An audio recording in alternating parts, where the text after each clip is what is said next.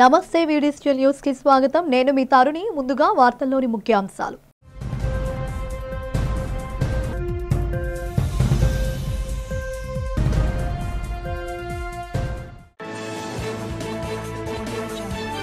అర్జీదారులతో కిటకిటలాడిన collectorate ప్రజా సమస్యల పరిష్కార వేదిక.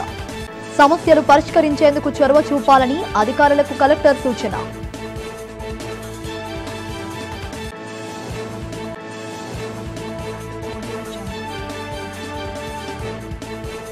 ఉత్తర నియోజకవర్గంలో పలు అభివృద్ధి పనులకు శంకుస్థాపన చేసిన స్థానిక ఎమ్మెల్యే విష్ణుకుమార్ రాజు. నియోజకవర్గం అభివృద్ధి ధ్యేయంగా ముందుకు సాగుతున్నానన్న ఎమ్మెల్యే.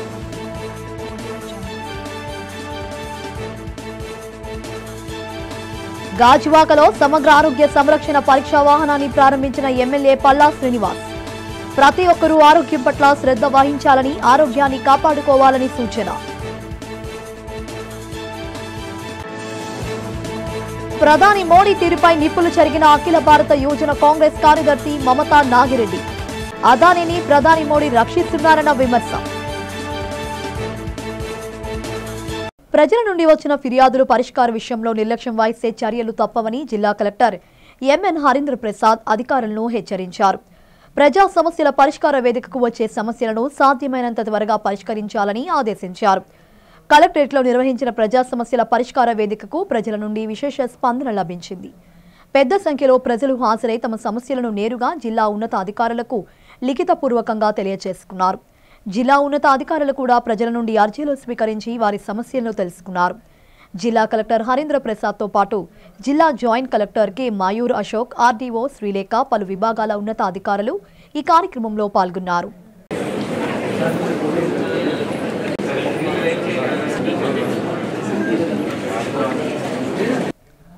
అతి చిన్న వయసులోనే వీఎంఆర్డీఏ చైర్మన్ గా పదవిని పొందిన టీడీపీ స్టూడెంట్ విభాగం నాయకుడు ప్రణవ్ గోపాల్ తనకు పార్టీపై ఉన్న విధేయతను చాటుకున్నారు. రాష్ట్ర ముఖ్యమంత్రి చంద్రబాబు నాయుడు రాష్ట్ర వ్యాప్తంగా అన్ని విభాగాలకు చైర్మన్లను నియమించిన సందర్భంగా ప్రణవ్ గోపాల్ కు అత్యంత ప్రతిష్టాత్మకమైన వీఎంఆర్డీఏ చైర్మన్ పదవిని అప్పగించారు. ఈ నేపథ్యంలో విశాఖ ఉడా కాంప్లెక్స్ లో సోమవారం బాధ్యతలు స్వీకరించే సమయంలో సాధారణ కార్యకర్తగా సైకిల్పై వీఎంఆర్డీఏ కార్యాలయానికి ప్రణవ్ గోపాల్ చేరుకున్నారు.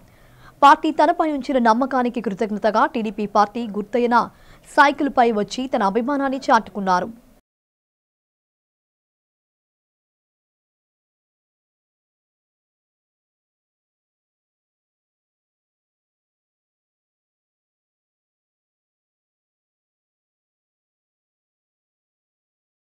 నియోజకవర్గాన్ని అన్ని రంగాల్లోనూ అభివృద్ధి చేయడమే తన లక్ష్యమని విశాఖ ఉత్తర నియోజకవర్గం శాసనసభ్యులు పి విష్ణుకుమార్ రాజు స్పష్టం చేశారు.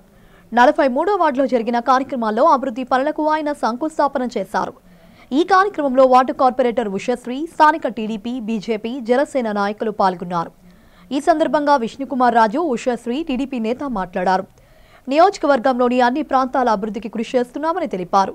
ప్రజలకు అవసరమైన అన్ని మౌలిక వసతులను కల్పిస్తున్నట్లు చెప్పారు. కొండవాలు ప్రాంతాల్లో నివాసం ఉంటున్న ప్రజల కోసం ప్రత్యేక రక్షణ చర్యలు తీసుకుంటున్నట్లు తెలిపారు. ప్రభుత్వం అమలు చేస్తున్న సంక్షేమ పథకాలను ప్రజలందరూ వినియోగించుకోవాలని కోరారు.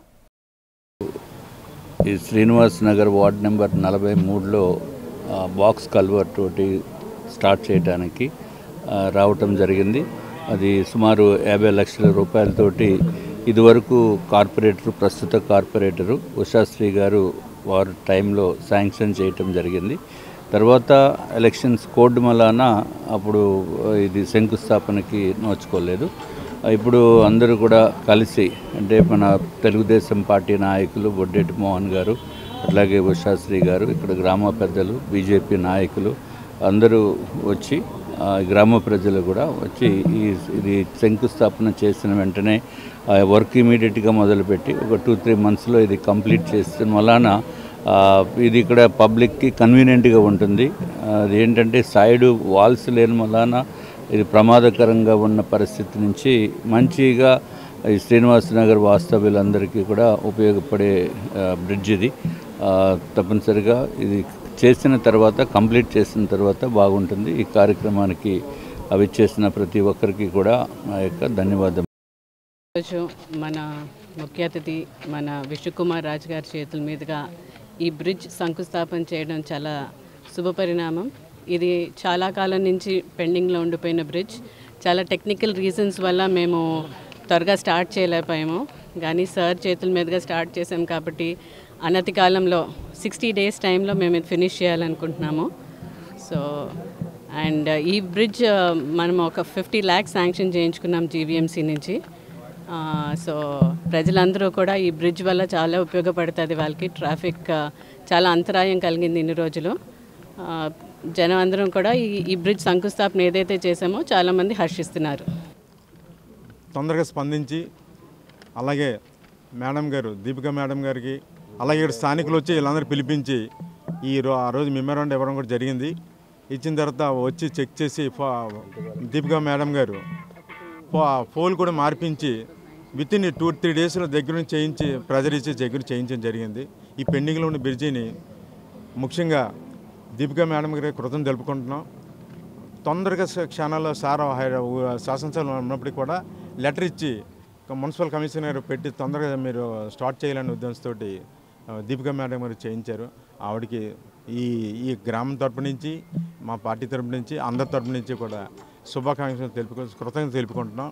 అలాగే విష్ణుకుమార్ రాజు రావడం కూడా చాలా సంతోషకరం. ఫస్ట్ టైం నార్త్ నియోజకవర్గంలో ఫస్ట్ శంకుస్థాపన నాకు తెలిసి ఫస్ట్ శంకుస్థాపన మా వార్డు ఆడడానికి చాలా సంతోషంగా happy feel. Adani Gangavaram port సౌజన్యంతో ఏర్పాటు చేసిన సమగ్ర ఆరోగ్య సంరక్షణ పరీక్షా వాహనాన్ని గాజువాక శాసనసభ్యులు తెలుగుదేశం పార్టీ రాష్ట్ర అధ్యక్షులు పల్లా శ్రీనివాసరావు సోమవారం లాంఛనంగా ప్రారంభించారు. పాత గాజువాక కూడలిలో జరిగిన ఈ కార్యక్రమంలో ఆయన మాట్లాడుతూ ఉరుకుల పరుకుల దైనందిన జీవితంలో బిజీగా గడుపుతూ ఆరోగ్యంపై శ్రద్ధ చూపే అవకాశం లేకుండా పోతుందని అన్నారు. అనారోగ్య సమస్యలను తొలి దశలోనే గుర్తించి అవసరమైన మందుల వినియోగం ద్వారా వాటిని నయం చేసుకునే అవకాశం ఉంటుందన్నారు.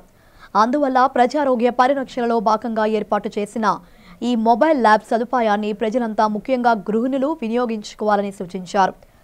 ప్రజల శ్రేయస్సును దృష్టిలో పెట్టుకుని ఇటువంటి మొబైల్ ల్యాబ్ను ఏర్పాటు చేయడంతో పాటుగా దాని నిర్వహణ బాధ్యతను కూడా గంగవరం పోర్టు యాజమాన్యమే చూసుకుంటుందని పేర్కొన్నారు.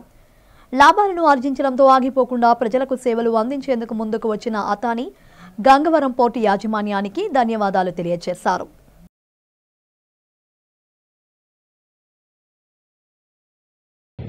అదానీ గ్రూప్ వారు ఏదైతే మన గంగవరం పోర్టు ప్రస్తుతానికి వారు రన్ చేస్తున్నారో అదానీ గంగవరం పోర్టు వారు ఈరోజు అంబులెన్స్ గాజువాక నియోజకవర్గ ప్రజలకు ముఖ్యంగా గంగవరం దిగువపాలెం గ్రామస్తులకు ఏమైనా ఆరోగ్య సమస్యలు ఉంటే ఆ పరీక్షలు నిర్వహించి వాళ్ళకి కావాల్సిన మెడికల్ సదుపాయాలు ఇచ్చే విధంగా ఒక సేవా కార్యక్రమాన్ని చేపట్టడం జరిగిందండి. దాంట్లో భాగంగా ఈరోజు ఆ అంబులెన్స్ని వారు దీనికోసం ఈ టెస్టులు చేయడానికి కోసం వారు అంబులెన్స్ని డొనేట్ చేయడం జరిగింది. డొనేట్ చేయడంతో పాటు దాని మెయింటెనెన్స్ కూడా అదానీ గంగవరం పోర్టు వారే చూసుకుంటారు. ఈరోజు ఈ అంబులెన్స్ని ఇనాగ్రేషన్కి చేస్తున్న సందర్భంగా మరి గంగవరం సంస్థ నుంచి గంగవరం పోర్ట్ అదానీ గంగవరం పోర్ట్ సంస్థ నుంచి బాపూజీ గారు సింహాచలం శ్రీ వరాహలక్ష్మీ నరసింహస్వామి వారి గరుడ సేవ నేత్రపర్వంగా సాగింది. ఆర్జిత సేవల్లో భాగంగా ఉత్సవమూర్తి గోవిందరాజస్వామిని మండపంలో అధిష్ఠింపచేశారు. పాల్గొన్న భక్తులు గోత్రనామాలతో సంకల్పం చెప్పి పాంచాంతరంగమ శాస్త్రం విధానంలో కార్యక్రమానికి కమనీయంగా జరిపించారు. మంత్రపుష్పం మంగళ శాసనాల తరువాత భక్తులకు వేద ఆశీర్వచనాలు శేషవస్త్రాలు స్వామివారి ప్రసాదాలను అందజేశారు.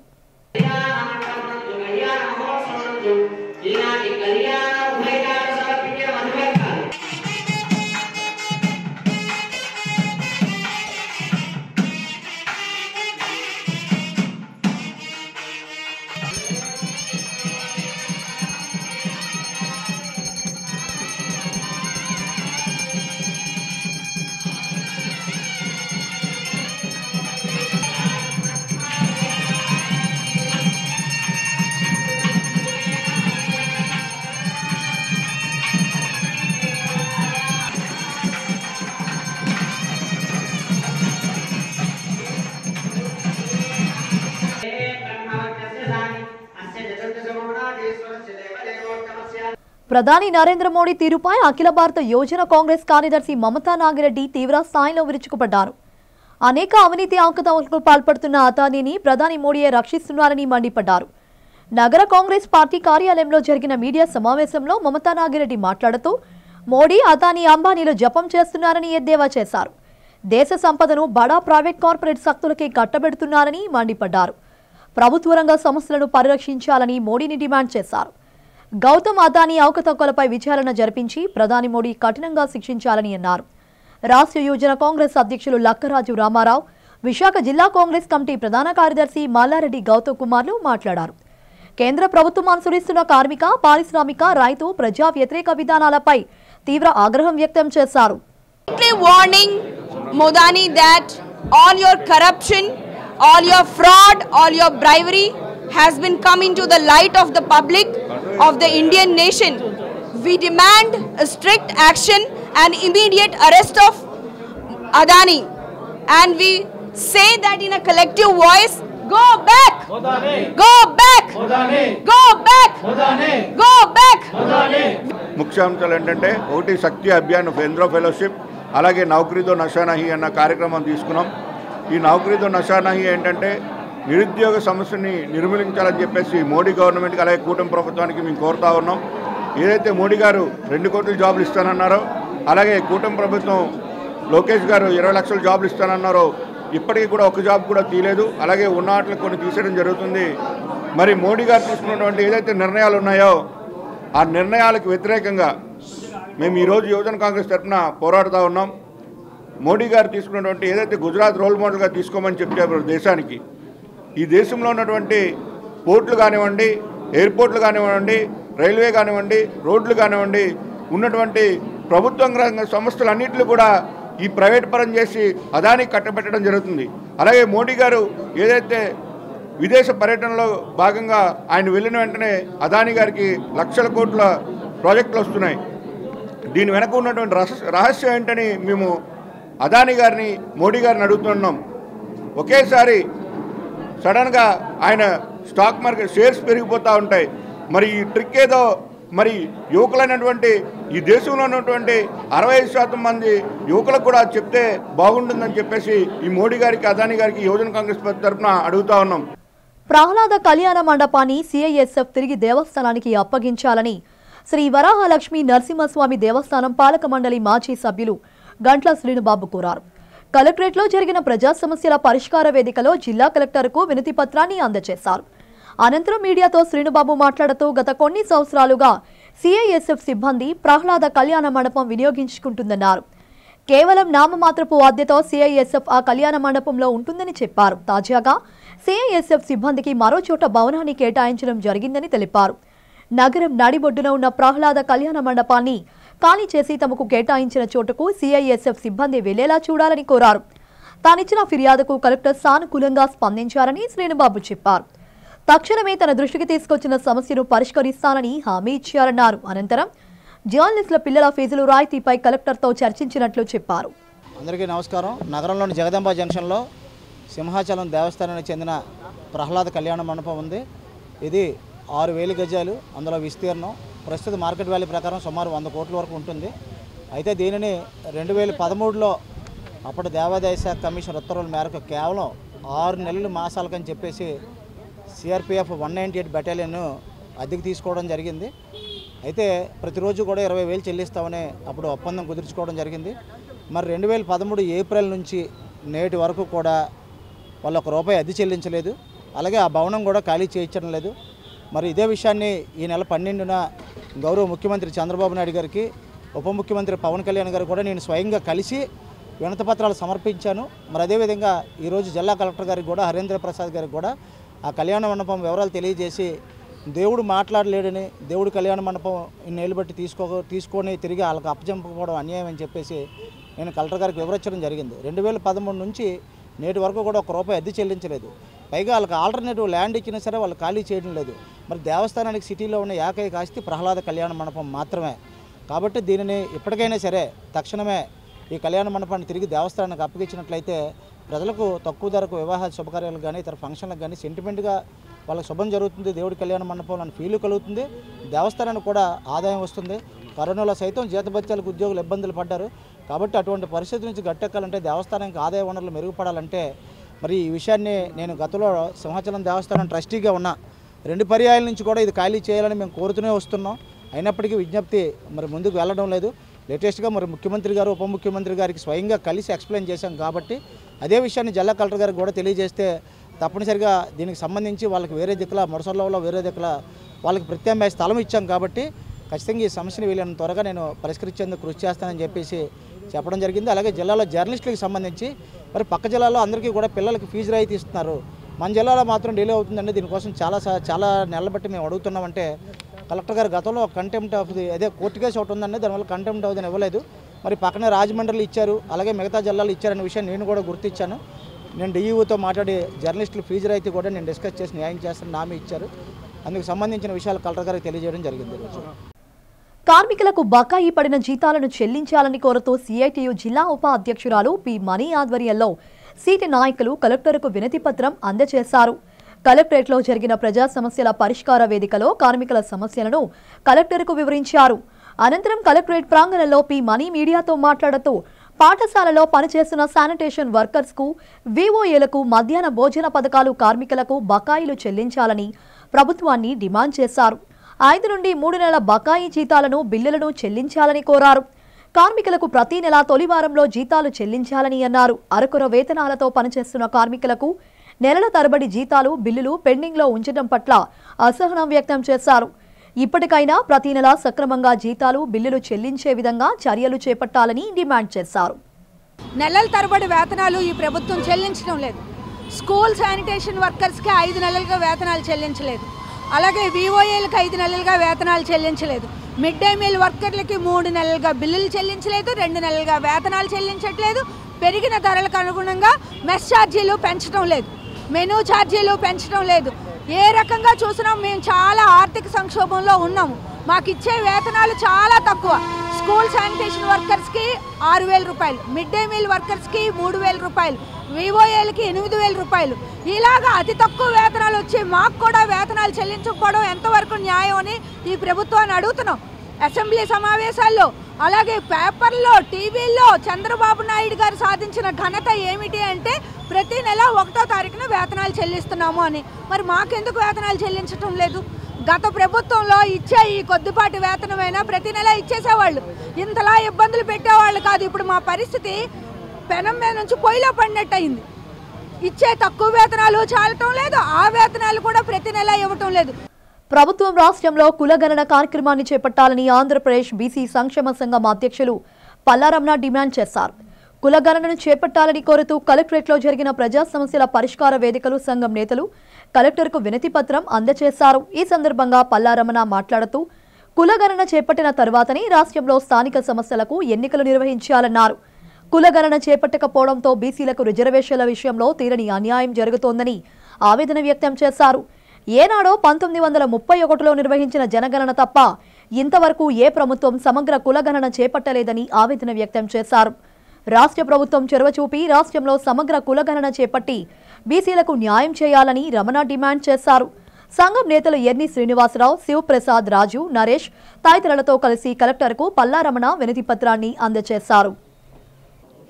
జనగణనతో పాటు కులగణన కూడా చేపట్టాలని చెప్పి మొత్తం ఈరోజు అన్ని కలెక్టర్ ఆఫీసులకి మెమోరాండం ఇవ్వడం జరిగింది. ముఖ్య ఉద్దేశం ఏంటంటే ఎప్పుడో 1931లో బ్రిటిష్ వారి కాలంలో కులగణన చేపట్టారు. అప్పటి నుంచి ఇప్పటి వరకు ఏ గవర్నమెంట్ వచ్చినా సెంట్రల్ గవర్నమెంట్ కానీ స్టేట్ గవర్నమెంట్ కానీ పట్టించుకునే దాఖలాలు అయితే లేవు. కాబట్టి ఇప్పుడు ప్రస్తుతం నెక్స్ట్ జరిగే లోకల్ బాడీ ఎలక్షన్స్లో కులగణన చేపట్టి సమాంతర బీసీలు 50% నుంచి 60% వరకు ఉన్నారు. ధమాకా ప్రకారం రేపు లోకల్ బాడీలో జరిగే ఎన్నికల్లో కులగణన జరిపి ఎలక్షన్ చేయవలసిందిగా కోరుచున్నాము. అలాగే బీసీ సంక్షేమ సంఘం అధ్యక్షులు కేసిని శంకర్రావు గారు రేపు నెక్స్ట్ మంత్ 5-6 తారీఖుల్లో ఢిల్లీలో మోడీ గారిని, అమిత్ షా గారిని కలిసి ధర్నా చేయడం కార్యక్రమం కూడా 5-6 తారీఖుల్లో ఏర్పాటు చేయడం జరుగుతుంది. అలాగే అన్ని స్టేట్ల నుంచి, తెలంగాణ నుంచి, యువతల అన్ని జిల్లాల నుంచి 5-6 తేదీల్లో ఢిల్లీ వెళ్ళి ఈ కార్యక్రమాన్ని జయప్రదం చేయాలని కోరుకుంటున్నాం. యువత విద్యతో పాటు స్వయం ఉపాధి సాధనకు కృషి చేయాలని, తద్వారా అనేక మందికి ఉపాధి కల్పించవచ్చునని దక్షిణ ఎమ్మెల్యే వంశీకృష్ణ శ్రీనివాస్ అన్నారు. జడ్జ్కోట్ దగ్గరలో గల సుధా నర్సింగ్ హోమ్ ఎదురుగా నెలకొల్పిన ఎన్ ఫ్యాషన్స్ మెన్స్ వేర్ షోరూంను సోమవారం ఆయన ప్రారంభించారు. ఈ సందర్భంగా ఆయన మాట్లాడుతూ ప్రస్తుత పోటీ వస్త్ర ప్రపంచంలో ప్రజల అభిరుచికి తగ్గట్టుగా వివిధ రకాల వస్త్రాలను అందుబాటులోకి తీసుకొచ్చి ఎన్ ఫ్యాషన్స్ మరింత అభివృద్ధి చెందాలని ఆకాంక్షించారు. మెన్స్ వేర్ కు సంబంధించిన అన్ని రకాల ఒకే చోట లభించడం విశేషమని అన్నారు. షోరూం యజమాని రాజీవ్ మాట్లాడుతూ ఈ నెల 25 నుండి డిసెంబర్ 25 వరకు వస్త్రాలు కొనుగోలు చేసిన వారికి ఒక కూపన్ ఇవ్వడం జరుగుతోందని, కూపన్లో డిసెంబర్ 31న లక్కీ డ్రా తీసి డ్రాలో మొదటి బహుమతి గెలుపొందిన వారికి బ్యాంకాక్ టూర్, రెండవ బహుమతిగా సైకిల్, మూడవ బహుమతిగా 5,000 రూపాయల నగదు ఇవ్వడం జరుగుతుందన్నారు. బజాజ్ ఫైనాన్స్ సదుపాయం కూడా తమ వద్ద అందుబాటులో ఉందని తెలిపారు. స్పెషల్గా అంటే మా బ్రాండ్ ఇక్కడ కొత్త కనుక సో మనం ఒక లక్కీ డ్రా అనేది కూడా పెట్టాము. అదేంటంటే మన నవంబర్ 25 నుంచి డిసెంబర్ 25 వరకు కూడా మన దగ్గర ఎవరైతే 1500 అండ్ అబోవ్ షాపింగ్ చేస్తారో వాళ్ళకి ఒక ఓచర్ ఇస్తాం. సో ఆ ఓచర్స్ అన్నీ మనం డిసెంబర్ 31 అంటే న్యూ ఇయర్ సెలబ్రేషన్ స్టార్ట్ అవ్వకముందు డిసెంబర్ 31 ఈవినింగ్ 6 o'clockకి లక్కీ డ్రా తీస్తాం. ఆ లక్కీ డ్రాలో టాప్ వచ్చిన వాళ్ళకి బ్యాంకాకు, అండ్ టాప్ 2 వాళ్ళకి సైకిల్, అండ్ టాప్ 3 వాళ్ళకి 5,000 క్యాష్ ప్రైజ్ ఇస్తాం. అంటే మన దగ్గర డిస్కౌంట్స్తో పాటు లక్కీ డ్రా కూడా పెడుతుంటాం. సో ప్రజెంట్ అయితే ఇది నడుస్తుంది అండ్ ఫ్యూచర్లో కూడా ఇంకా ఉంటాయి. అండ్ ఈ ఏదైతే డిసెంబర్ 31 అనేది మనం లక్కీ డ్రా తీస్తామో అది కూడా విత్ ఇన్ షార్ట్ టైంలో తీసుకెళ్తాం. అంటే 1 year 2 year కాదు, విత్ ఇన్ 3 months 2 monthsలోనే ఎవరైతే బ్యాంకాక్ క్వాలిఫై అయ్యారో వాళ్ళకి మనం తీసుకెళ్తాం. ఆ బ్యాంకాక్లో 3 days 4 nights మన ఇక్కడ ఏదైతే ఆఫీస్కి వాళ్ళు లగేజ్ పట్టుకుని డ్రెస్సులు తీసుకొని వస్తే సరిపోతుంది. లక్ష దీపోత్సవం కార్యక్రమాన్ని అంగరంగ వైభవంగా నిర్వహించినట్లు హరే కృష్ణ మూవ్మెంట్ ప్రతినిధి శ్యామ్ మాధవ్ దాస్ తెలిపారు.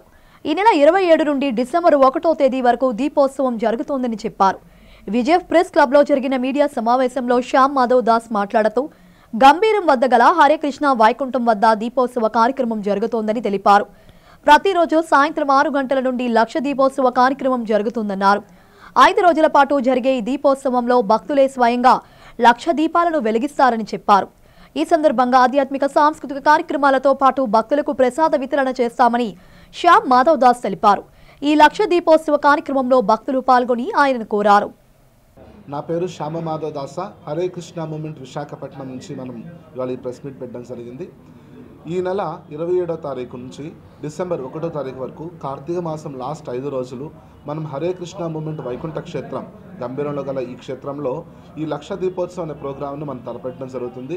ఈ లక్ష దీపోత్సవంలో సుమారు ప్రతిరోజు కూడా 10,000 మంది భక్తుల వరకు వచ్చి ఈ యొక్క భగవంతుని యొక్క లక్ష దీపోత్సవం పార్టిసిపేట్ చేస్తారనుకుంటున్నాము. ఈ లక్ష దీపోత్సవంలో భాగంగా అఖండ దీపము, తొలి దీపము, ఆకాశ దీపము, భగవంతునికి వచ్చిన ప్రతి ఒక్క భక్తుల చేత కూడా నెయ్యి దీపారాధన అనేది ఉంటుంది. భక్తులందరూ కూడా విరివిగా ఈ యొక్క లక్ష దీపోత్సవంలో పార్టిసిపేట్ చేసి ఆ భగవంతుని కృపకు పాత్ర కాగలని కోరుతున్నాం. సింహాచలం శ్రీ వరాహలక్ష్మి నరసింహస్వామి వారి సహస్రనామార్చన నేత్ర పర్వంగా సాగింది. ఆర్జిత సేవల్లో భాగంగా ఉత్సవమూర్తి గోవిందరాజస్వామిని ఉభయ దేవేలలతో మండపంలో అధిష్ఠింపచేశారు. సహస్రనామార్చనలో పాల్గొన్న భక్తులు గోత్రనామాలతో సంకల్పం చెప్పి పాంచాంతరంగమ శాస్త్రం విధానంలో విశ్వకేశన ఆరాధన, పుణ్యవచనాలతో కార్యక్రమానికి కమనీయంగా జరిపించారు. మంత్రపుష్పం, మంగళ శాసనాల తరువాత భక్తులకు వేద ఆశీర్వచనాలు, శేషవస్త్రాలు, స్వామివారి ప్రసాదాలను అందజేశారు. తదుపరి స్వామివారి అంతర్యాలయ దర్శనమునకు అనుమతించారు.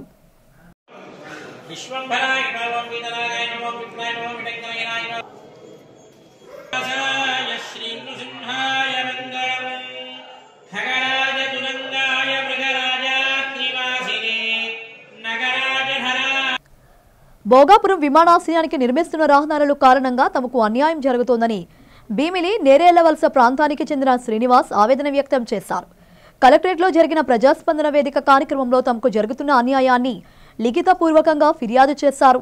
ఈ సందర్భంగా శ్రీనివాస్ మీడియాతో మాట్లాడుతూ మెట్రో బీచ్ కారిడార్ రోడ్లు పనుల వలన నేరేళ్లవలస గ్రామ ప్రజలకు నష్టం జరుగుతుందన్నారు.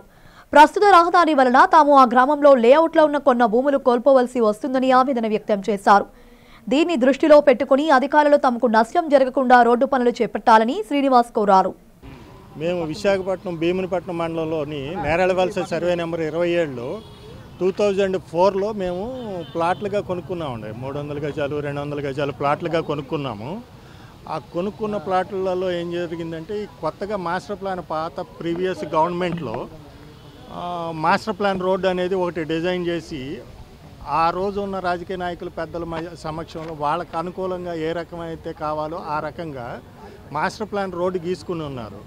ఆ రోజు ఉన్న దాని ప్రకారం వాళ్ళ పెద్దలకి వరకు వాళ్ళకి ఉపయోగపడుతుంది, కానీ చిన్న వాళ్ళం ప్లాట్లు కొనుక్కునే వాళ్ళం మేమందరం భారీ ఎత్తున నష్టపోతున్నాం. అవకాశాలు ఈరోజు కొత్త గవర్నమెంట్ ఉన్నప్పుడు కూడా మాస్టర్ ప్లాన్ రోడ్డు మార్చుతుంది అనే ఆశల మీద గంపడి ఆశలతో, చాలా ఆశలతో, కోటి ఆశలతో మేము పెట్టుకుని ఉన్నాము. ఇప్పుడు దాన్ని రివైజ్ చేయమంటున్నాం.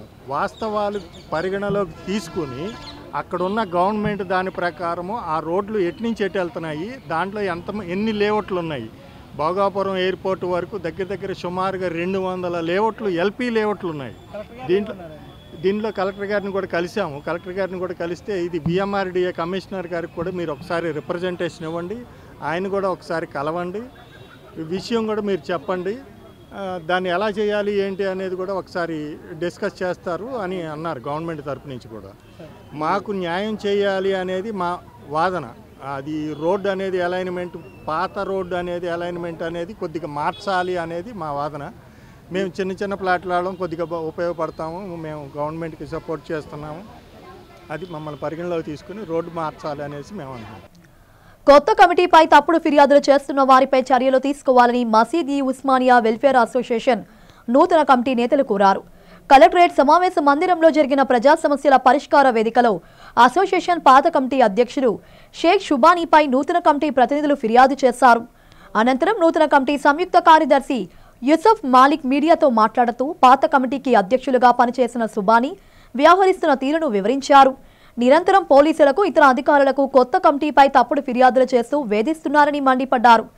సుబానీ వ్యవహరిస్తున్న తీరు కారణంగా మసీదులను సభ్యులు అనేక ఇబ్బందులు పెడుతున్నారని ఆవేదన వ్యక్తం చేశారు. తక్షణమే ఉన్నతాధికారులు చొరవ చూపి సుబానీ చేసిన ఫిర్యాదులపై నిగ్గు తేల్చాలని నూతన కమిటీ నేత యూసఫ్ మాలిక్ డిమాండ్ చేశారు. సుబానీ తప్పుడు ఫిర్యాదు తెలిస్తే అతనిపై అధికారులు కఠిన చర్యలు తీసుకోవాలని కోరారు. మన బరేల్ గ్రౌండ్లో ఏమి జరిగిందంటే 1.5 ఎకర్ ఏమో ప్రభుత్వం కేటాయించడం జరిగింది స్థలం. ఆ 1.5 ఎకర్లోని 64 సెంట్స్ ఎంక్రోచ్మెంట్ చేసి క్రిస్టియన్స్ ఉండిపోతే అతనికి ఒక అప్లికేషన్ ఇవ్వడం కానీ, ఒక ఇన్ఫర్మేషన్ ఇవ్వడం కానీ, కమిటీ వాళ్ళకి కానీ, అధికారులు కానీ ఏది కూడా చేయలేదండి అతను.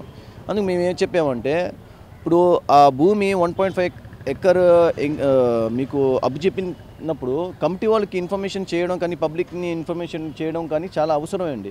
ఇది చెప్పకుండా వీళ్ళు ప్రకారంగా చేసేసుకొని ఆ భూమి అంతాను అతనికి కమిటీ వాళ్ళకి అప్పచెప్పేశారనమాట. అది క్రిస్టియన్స్ బరేల్ గ్రౌండ్కి సంబంధించింది. దాని గురించి కలెక్టర్ గారితో మాట్లాడడానికి వచ్చాము, కంప్లైంట్ పెట్టాము. ఇన్షాల్లా వాళ్ళు చూస్తారని చెప్పారు.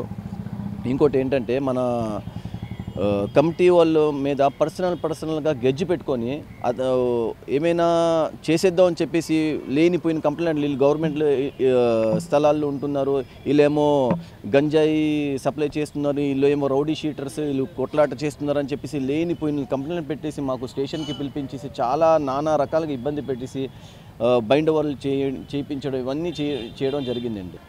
కాంగ్రెస్ నుంచి ప్రజారాజ్యంకి వచ్చాడు, ప్రజారాజ్యం నుంచి వైఎస్ఆర్సీపీకి వచ్చాడు, ఇప్పుడు టీడీపీ అనుకుని తిరుగుతున్నాడు. అతను ఏ పార్టీలోని లేరు. అతను ఏంటంటే బరిల్ గ్రౌండ్ కోసం వెళ్ళి మొత్తం అందరి దగ్గర కమిటీ వాళ్ళని హింసించడం, అన్నీ చేయడం, నానా తతంగాలు పెడుతున్నాడు. ఏంటంటే ఇల్లుల మీద కంప్లైంట్లు పెడుతున్నాడు.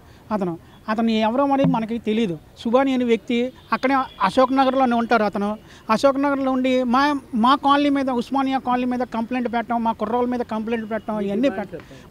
ఇసుక అందుబాటులో ఉండే విధంగా చర్యలు తీసుకోవాలని జిల్లా కలెక్టర్కు Visakha lorry owners welfare association నాయకులు కోరారు. విశాఖలోని ప్రభుత్వం ఏర్పాటు చేసిన ఇసుక స్టాక్ పాయింట్ల వద్ద తమ ఇసుక లభించడం లేదని కలెక్టర్ దృష్టికి తీసుకెళ్లారు. కలెక్టర్ సమావేశ మందిరంలో జరిగిన ప్రజా సమస్యల పరిష్కార వేదికలో అసోసియేషన్ నేతలు లిఖితపూర్వకంగా తమ సమస్యను తెలిపారు. అనంతరం అసోసియేషన్ నేతలు మాట్లాడుతూ ప్రభుత్వం ఇసుక ఉచితమేనని చెప్తుందని అన్నారు. కార్యాచరణలో విశాఖలో ఎక్కడా కూడా ఇసుక ఉచితంగా దొరకడం లేదని చెప్పారు. అదే శ్రీకాకుళం జిల్లాలో 800 రూపాయలకు ఇసుక దొరుకుతుందని తెలిపారు. అయితే అక్కడి నుండి ఇక్కడికి తీసుకురావాలంటే రవాణా ఖర్చులు అధికమవుతున్నాయని అన్నారు. కలెక్టర్ చొరవ చూపి తమ సమస్యను పరిష్కరించాలని అసోసియేషన్ నేతలు కోరారు.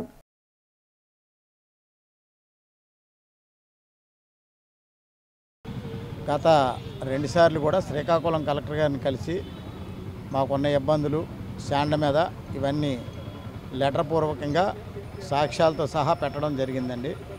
ఏంటి అంటే, సీఎం గారు ఇసుక అనేది ఫ్రీ అంటున్నారు, దానికి 200 రూపాయలు ఏదో ఛార్జ్ పెట్టారు ఈ మధ్య, కానీ అది ఫ్రీ అనేది అవ్వట్లేదు. 200 దల్లా 500 రూపాయలు అక్కడ దళారులు తీసుకుంటున్నారు. ఎవరు అంటే ఎవరు చెప్పరు. కానీ లారీ ఓడి వెళ్ళేటప్పటికి 10,000, 12,000, 14,000 రూపాయలు వసూలు చేస్తున్నారు. ఏదైతే లారీ ఓడి డబ్బులు ఇవ్వడో దాన్ని పక్కన పెట్టి ఎవరైతే 14,000 రూపాయలు 12,000 రూపాయలు ఇస్తున్నారో వాళ్ళకైతే లోడ్లు చేస్తున్నారు. ఈరోజు సీఎం గారు ఫ్రీ అనేటప్పుడు అక్కడ 200 రూపాయలు కట్టి లారీ ఓడీలు తీసుకురావడానికి సిద్ధంగా ఉన్నాడు. కానీ మార్కెట్ అనేది ఈరోజు 500 రూపాయలు అక్కడే చేశారు. ఆ 500 మేము ట్రాన్స్పోర్ట్ కలిపితే 500 అండి. మొత్తం 1000 రూపాయలు అవుతుంది ఈరోజు మార్కెట్లో. బులెటిన్ ముగించే ముందు హెడ్లైన్స్ మరోసారి.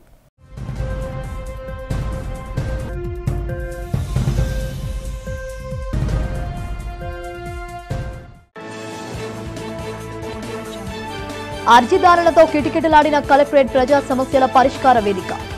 సమస్యలు పరిష్కరించేందుకు చొరవ చూపాలని అధికారులకు కలెక్టర్ సూచన.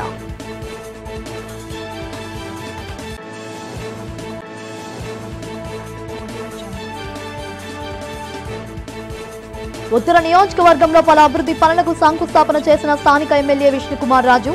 నియోజకవర్గం అభివృద్ధి ధ్యేయంగా ముందుకు సాగుతున్నానన్న ఎమ్మెల్యే.